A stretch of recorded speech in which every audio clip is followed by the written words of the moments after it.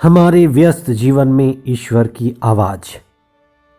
आप किस तरह के व्यक्ति को अपना नेता बनते हुए देखना चाहते हैं?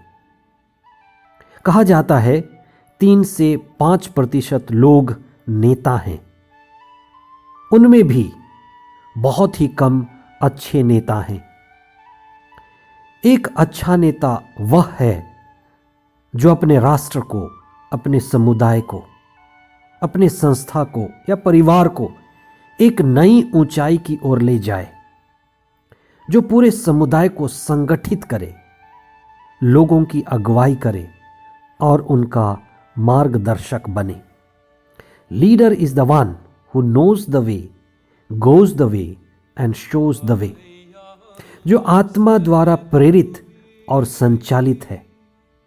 राजा दाऊद इस्राएल का सबसे लोकप्रिय शासक हुआ, जो एक ऐसा अगुवा था जिसे ईश्वर की भरपूर कृपा और आशीष प्राप्त थी।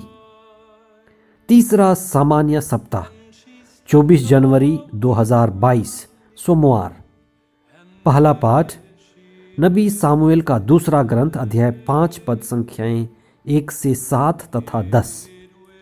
संत मार्कुस का सुसमाचार अध्याय 3 पद संख्याएं 22 से लेकर 30 तक। महापुरुष या महान राजा, महान नेता जन्मते नहीं, बनते हैं। मां के कोख से कोई भी महान नहीं पैदा होता। इस धरती पर पैर रखते ही महान बनने की प्रक्रिया से हर किसी को गुजरना पड़ता है। यहां यह बात भी ध्यान देने योग्य है, कहा जाता है होनहार बिरवान के होत चिकने पात, यानी जो महान बनते हैं या जो महान बनने के रास्ते में हैं, उनके लक्षण काफी अलग होते हैं। बचपन में ही या कम उम्र में ही कुछ चिन्ह, कुछ विशेष घटनाएं घटने लगती हैं और उन्हें दर्शाती हैं कि वे आम व्यक्ति नहीं, लेकिन भविष्य में खास व्यक्ति बनेंगे। और ऐसा होता है। आज के पहले पाठ में ईश्वर हमें एक महत्वपूर्ण बात सिखाते हैं कि कौन हमारा नेता हो, कौन हमारी अगुवाई करने योग्य है।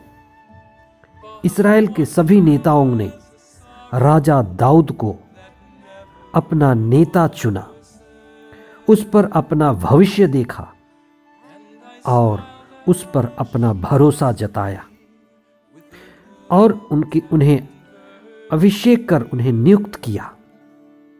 राजा दाऊद के कुछ मुख्य गुण हैं, उनकी कुछ खास विशेषताएं हैं जो उन्हें दूसरे राजाओं से, अगुवाओं और नेताओं से अलग करती हैं। पहली बात तो यह कि वह ईश्वर पर दृढ़ श्रद्धा रखते थे। प्रभु का वचन कहता है कि ईश्वर दाऊद के साथ रहता था।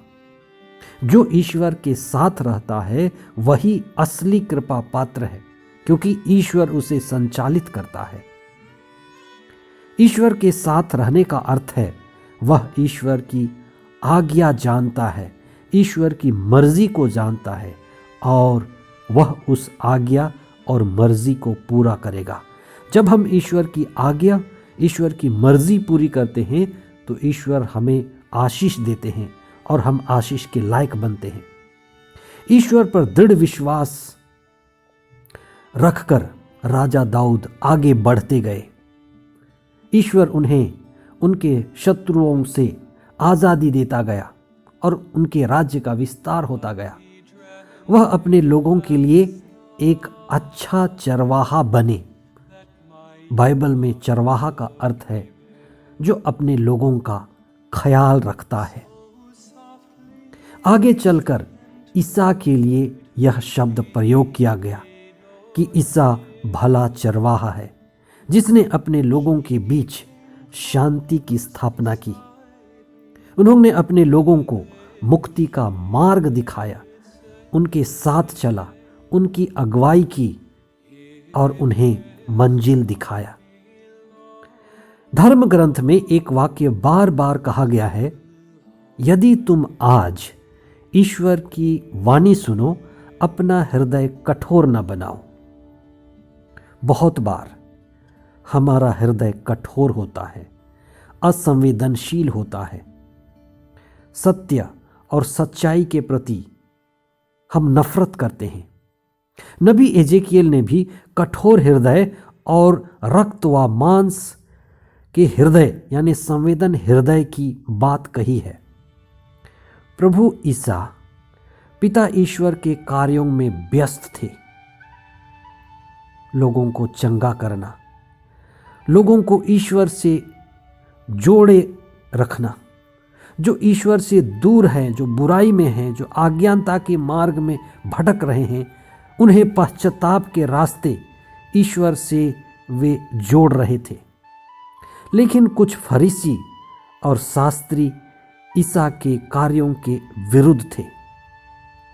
आप जहां भी काम करते होंगे, कुछ लोग ऐसे हैं जो अच्छाई और सच्चाई, सत्य के विरुद्ध में खड़े होते हैं, उनके खिलाफ होते हैं।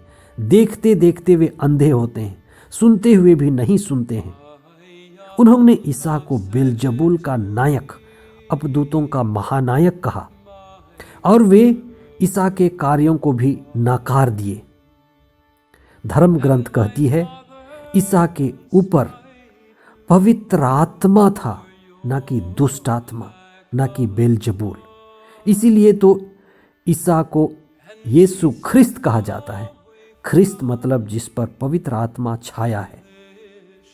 इससे ईसा भी दुखित हुए।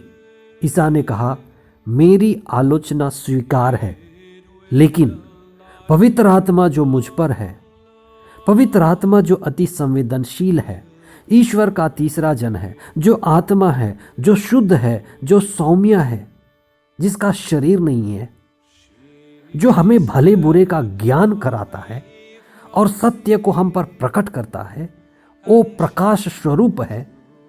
उससे जानबूझकर नकार देना घोर अपराध है। आज हमें इस पर चिंतन करने की जरूरत है कि सत्य जो स्वतः प्रमाणित है, उसे नकार देना शुतुरमुर्ख का लक्षण है। और जानते जानते पूरी मर्जी से इस तरह के सत्य को नकारना, सत्य को स्वीकार नहीं करना और सत्य के प्रति अपनी आंख बंद कर देना, जानबूझकर यह पाप करना और पूरी मर्जी से करना घोर अपराध है। क्योंकि यह आत्मा मतलब अपने ही विरुद्ध, अपनी अंतरात्मा के विरुद्ध है। क्योंकि हम अपनी अंतरात्मा के विरुद्ध नहीं जा सकते। इसीलिए बाइबल, प्रभु का दिव्य वचन इस तथ्य को गंभीरता से लेता है और प्रभु का वचन कहता है कि अगर आप कोई भी पाप करते हैं उसकी क्षमा मिल जाएगी, लेकिन जो पवित्र आत्मा के विरुद्ध पाप करते हैं उसकी क्षमा नहीं है, क्योंकि यह स्वतः प्रमाणित है और आप अपने ही अंतःकरण के खिलाफ जा रहे हैं।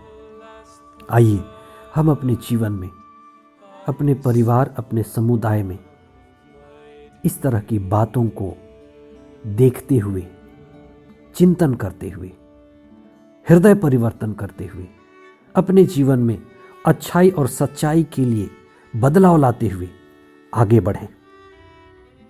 हम प्रार्थना करें। हे प्रभु, हमें स्वभाव से नम्र और विनीत बनाइए। हम पवित्र आत्मा की आवाज़ सुने, हम हृदय से विनम्र बने, हमारे हृदय की कठोरता को और ईश्वर के विरुद्ध जो हमारे जीवन में बुराई है, अज्ञानता है, उसको दूर कीजिए। हे प्रभु, तेरे आत्मा के द्वारा हमें प्रकाश मिले, प्रज्ञा मिले। तेरे दिव्य वचन के द्वारा हम पवित्र आत्मा के द्वारा संचालित हों। हम पवित्र आत्मा जो अति संवेदनशील है, हमें अच्छाई के लिए प्रेरित करता है और हमसे प्रार्थना में बातें करता है, हमारे अंतःकरण में आकर हमारे साथ प्रार्थना करता है। हमें उस पवित्र आत्मा को अपना साथी और सहचर बनाने की कृपा दीजिए। पवित्र आत्मा हम पर आ जाइए, हम पर छा जाइए और अपनी प्रज्ञा के द्वारा हमारी अगुवाई कीजिए।